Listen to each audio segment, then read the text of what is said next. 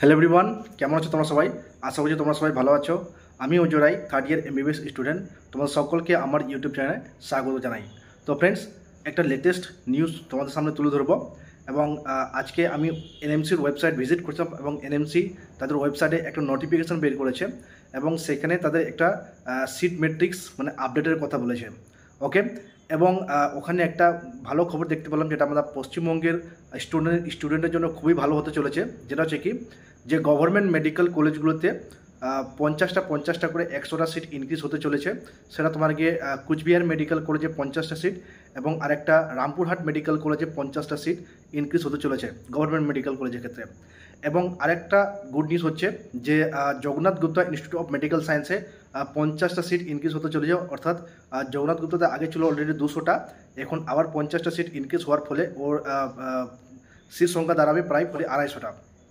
এবং আরেকটা খুব ভালো খবর, যেটা অনেক স্টুডেন্টের ক্ষেত্রে খুব গুরুত্বপূর্ণ হতে চলেছে, যেটা হচ্ছে কি, অনেক স্টুডেন্টের চাহিদা ছিল যে পিকেজি মেডিকেল কলেজ কবে ওপেন হবে, এটা অনেকের মনের মধ্যে কোশ্চেন ছিল। তো তবে তোমরা একটু চাইলে এনএমসির ওয়েবসাইটে গিয়ে সেটা একটু চেক করতে পারো। যে আমি ওখানে চেক করলাম এবং দেখলাম যে অ্যাপ্রুভালের মানে 2025 এবং 26 সেশনে স্টার্ট হওয়ার কথা। সেটা হচ্ছে কি, পিকেজি মেডিকেল কলেজে 50টা সিট নিয়ে আসার কথা। ওকে, এবং সেখানে কিন্তু লেখা আছে। এবার বিষয়টা হচ্ছে, যদি এনএমসি এই যে সিট ম্যাট্রিক্স দিয়েছে এই অনুযায়ী চলে, তাহলে কিন্তু থার্ড রাউন্ডে কিন্তু অবশ্যই পিকেজি মেডিকেল কলেজে থার্ড রাউন্ডে আসছে। ক্লিয়ার? এবং আমরা তখন দেখব, যদি থার্ড রাউন্ডে যদি মানে থার্ড রাউন্ড কাউন্সিলিংয়ে যদি ওয়েস্ট বেঙ্গল কাউন্সিলিংয়ে থার্ড রাউন্ডে সিট মেট্রিক্স যদি নাম চলে আসে, তাহলে কিন্তু এটা খুব ভালো খবর হতে চলেছে আমাদের পশ্চিমবঙ্গের স্টুডেন্টের জন্য। বিশেষ করে যেহেতু পিকেজি মেডিকেল কলেজে কলকাতার নিউ টাউন অবস্থিত রয়েছে এবং এটা খুব এবং অলরেডি ওখানকার হাসপাতাল অলরেডি ইনফ্রাস্ট্রাকচার তৈরি হয়ে আছে এবং কলকাতার মধ্যে কলেজ। ঠিক আছে, তো এটা একটা ভালো খবর আছে।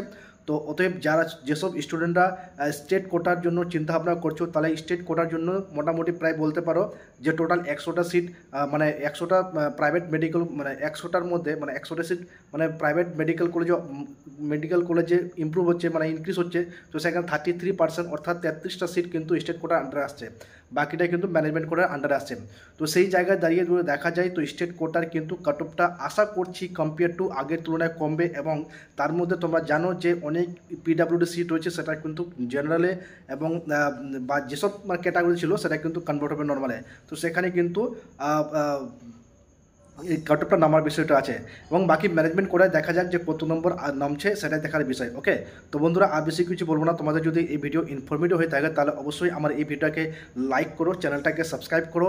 এবং তোমাদের যদি কোনো কিছু জানার যদি প্রয়োজন হয়ে থাকে এবং কারো যদি অ্যাডমিশন রিগার্ডিং কোনো হেল্প লেগে থাকে বা ব্যাঙ্ক গ্যারেন্টি নিয়ে খুব সমস্যা হচ্ছে, তো সেই জায়গায় দাঁড়িয়ে আমি তোমাদের কিন্তু হেল্প করে দিতে পারবো। সাথে যোগাযোগ করতে পারো।